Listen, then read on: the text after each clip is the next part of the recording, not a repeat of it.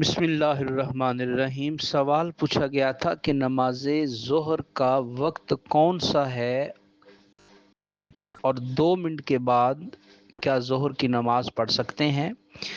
تو یاد رکھیں کہ سورج کے زوال کے بعد ظہر کا وقت شروع ہو جاتا ہے، اور اس کی پہچان کا طریقہ یہ ہے کہ سورج صبح جب طلوع ہوتا ہے وہ ٹائم نوٹ کر لیں، اور جو شام کو سورج غروب ہوگا وہ ٹائم نوٹ کر لیں۔ تو ان اوقات کا جو درمیانی وقت ہوگا وہ بالکل زوال کا وقت ہوگا۔